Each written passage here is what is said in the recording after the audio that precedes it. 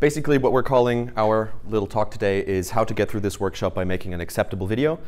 Because we know you're not professional video makers, so we're going to try to show you some things that will make you seem like you are sort of good and competent in explaining your idea. Because we know your focus is, of course, on building your idea. And I've heard that some of you, of course, still have to build your prototypes, and you're presenting on Friday. So we're going to try to not teach you how to use like a cinema camera, but how to use the stuff that's already at your disposal to make a nice, informative, and hopefully entertaining video. Now, the first point I want to make is ask you a question, and I'd like to ask you to raise your hands. Who of you has seen a 90-minute movie in the cinema that really left you totally cold and not entertained at all? I know the feeling. Right. And who of you has seen a 10-second video or something shorter than 2 minutes on the internet for free that really actually made you laugh out loud and that you shared with your friends and family? Perfect. And that proves that it's not the length, it's not the budget, it's the content that makes the big difference. And so my name is Albert, this is Robert, and we make funny commercials, and we hope that we can teach you today how to make one of your own. Exactly. And as we're students ourselves, so we're not trying to bore you into eternity. So what we're going to do is exactly 4 steps. It's going to be how to plan your video. Number 1, don't you dare touch a camera at this point. No. Number 2, how to shoot your video. Number 3 is the most important thing you have to get out of this talk, even if you manage to not listen. And number 4 is throwing things together. Let's start with number 1. Yeah, I'm afraid you're not professional video makers, as I am not a professional engineer or designer. So if you told me to design or engineer something right now, from scratch, and due date is tomorrow, I would of course not, computer away and do something, but I would model it from a well-designed or well-engineered thing. Same goes for video.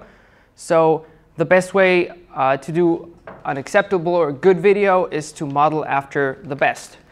And the best way for you to do it is to look at a Kickstarter video or one to 3 of the best Kickstarter videos that you can find or you really like. Because the point of Kickstarter is they're not made of with a huge budget. They're okay, and they're very, very measurable because you see the impact on it's funded or it's not. So the video is crappy or it's fairly good. And the point is that you should watch the videos and not copy them from start to finish, but take a few notes, take two things out of every video that you find really good and worth putting in your video, and try to copy them. And for a head start, we also brought you a Kickstarter video that I found recently on the web. It's about a backpack company, and they're doing something really, really good in the video. So we're going to show you the first 2 minutes of it. And what I want you to do is to just think of 2 things that you would want to copy from this video.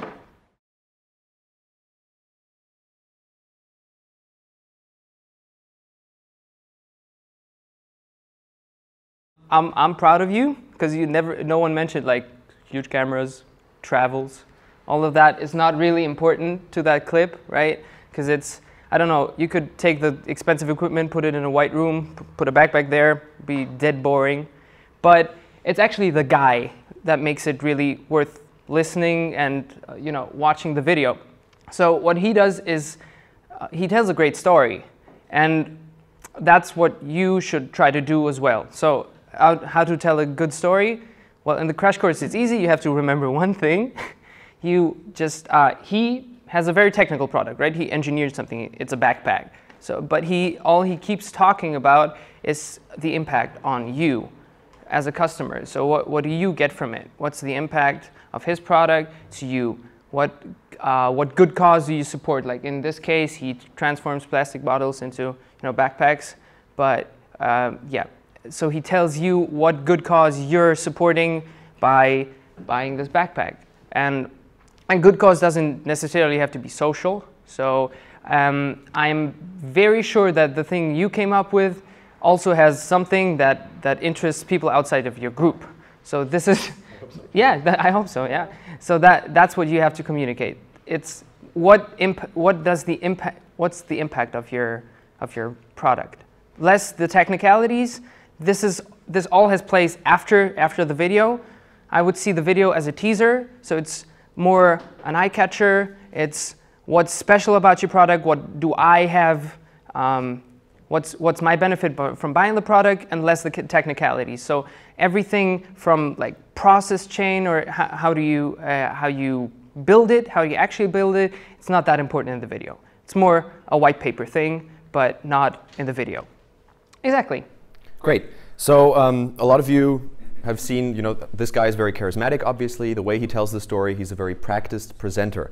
But what if you suck in front of the camera? I know that can be quite scary. You might be a super likable person in real life. I'm sure all of you are, but your emotion might just drain out of your face as soon as the lens is pointed at you and you have to say some kind of complicated text. That's totally fine, because usually, first thing would be, there's usually someone in every team that's best at presenting. So maybe figure out which one of you that is. There's always somebody who is like really great at that at school and maybe even has actual fun, and that's the best thing you can do, is put somebody in front of a camera who likes being there. The next point is, I've seen a lot of people making this type of video that put their entire team in front of the camera because they think that's somehow fair or super democratic and a great thing to do. It's usually damaging to the video and confusing your audience because they don't know you, they don't know your idea, and now suddenly you're filling 2 minutes with things they've never seen before, and that might be a bit too much, might be a bit overwhelming, especially if you're not trying to introduce your team, but a specific concept or product or device. Now, the easiest way to do this is pick one person, like they did here.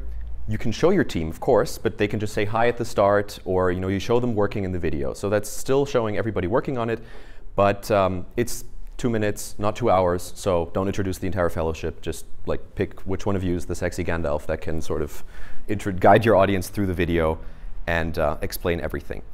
Now, if you think there really is not a single good speaker in your team, that's absolutely no problem. There's plenty of online resources that can get you a bit more up to speed, a bit more ready to present something, like, for example, this great TED Talk.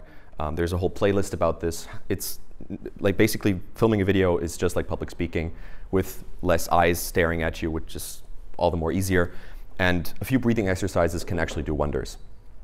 Now, what you might be worried about is the actual technicalities of the whole thing. Like, what technology do you have to use? I mean, does any of you have like a high-end camera or something that might be slightly more expensive? Exactly.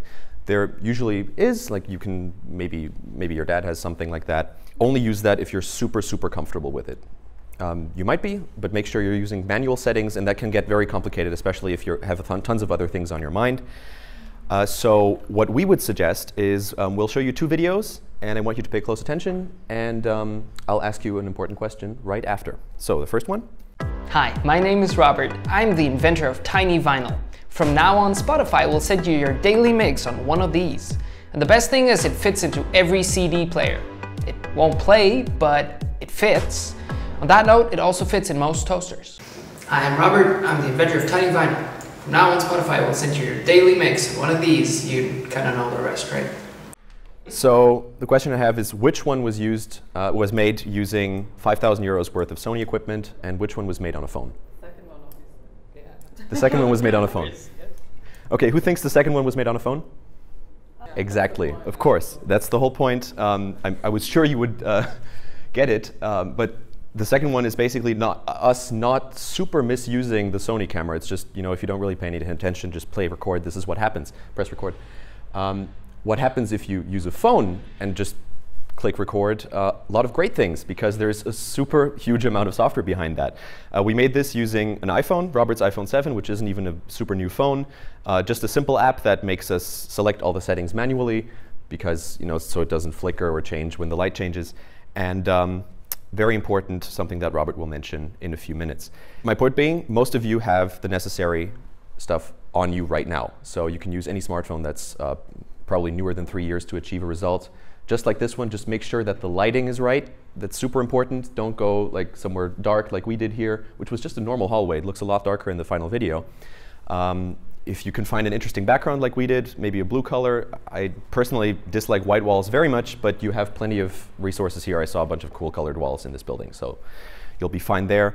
Make it interesting. Basically, the question you need to ask is, if I've never seen this scene before, would I take a look at this video just by taking a look at the first visuals?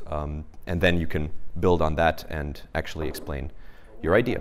What about sound? How do you pick the right place for the sound? Very good point. Of course, you need the right equipment and stuff, but the room is also very important. So I would almost suggest going to a non-windy place outside if you really can't find a place indoors that doesn't echo very much. This room is okay, right? This room is fine. So probably many of the rooms, because this is a new building, have some kind of acoustic treatment that make it slightly better. Our office personally is just the worst place. So it's a church basically, yeah.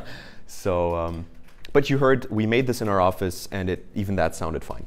So if the point Robert is going to make right now is fulfilled. So yeah, I'm just going to go ahead. Okay, it's the single most important thing. You guessed it, it's sound. So even if your video is not great, if the sound is great, the video is going to be okay, even like quite watchable. So, but not the other way around. If your sound is crappy and the video is great, you're not going to want to watch it. So pay attention that you make great sound, and yeah, everything else is just going to be an extra. How do you record a great sound? There's very, very cheap clip-on microphones like the ones we use right now. On Amazon, they're $10, and they're actually pretty. So they're pretty cool because they're close to the speaker, and you can just clip it into your phone, and you record it with an free app. It's called Shure Motive. We linked it in the blog entry, and this is a good way to record really good sound.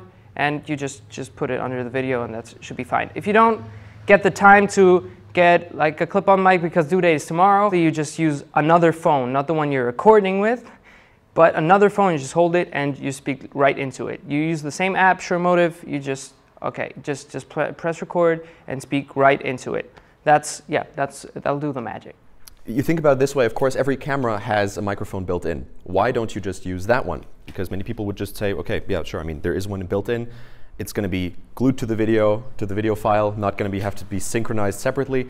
What's the problem with that? Well, a great rule of thumb is the microphone in the camera is usually closer to the cameraman's butt than it is to the speaker, so you can imagine what that is actually recording. In fact, the very first video, if you just listen to the in-camera audio.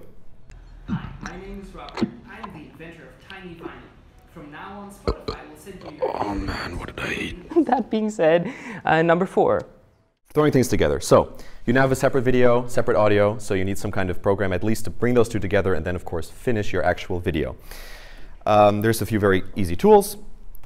Something like iMovie, of course, I've already heard it before. That's what you might be using on a Mac. It's free. We can totally recommend it. It's totally fine for what you're trying to do. Just make sure you don't use any of like the built-in effects or titles. Just go for something simple like a custom black screen, white text, and you'll be fine as soon as there's like glitter in there and it's not cool. Yeah, don't use transitions as well. Just hard cuts. Hard cuts are cool. Yes, very much. And if you're on Windows, that's no problem. Just get something like HitFilm Express. It's by a very good company called Effects Home. And they make a professional version, and there's also a free version as well, which we'll link to as well. They sort of like blocked off the access. You might have to share something on Facebook, but it's worth it. It's a good software with a lot more manual features. Now, you said there was good music in the other video. Where do you get good music? If you just Google like royalty-free music, that might cost something. It might be pretty bad. YouTube, in fact, has something that's been flying under the radar, though. It's been available for many years, and basically nobody knows it, but there's like 20 new tracks going online every single day, and you can use any of these. Some of them have attribution necessary. You can just put like the composer in the credits or something. But if you don't want to do that, just click on the attribution not required, which is like a little tag. It's easier. Just throw it in there, and you don't have to do anything more. We even use this for professional ads. It's fine. And also a bunch of sound effects if you decide you need sound effects in there. And that is basically all you need to do. So make sure you tell not the super technical details about your product, but what it actually does for people. Then how, of course, like you said, how it differs from other products is like a necessity for your course in this case, but it's a great thing to do. Just try to make it always outcome-based. So, like, what does it do for the person that's currently looking for the video? If your video is like for an investor, make sure it's not like, okay, what are the features of the actual product in detail? Like, what does it do for the end consumer? But how much money it makes? You know, make sure it fits to the person who's watching it. You'll be fine. Have a good speaker, and edit it in a good software that doesn't use too many like amateurish effects. Yes.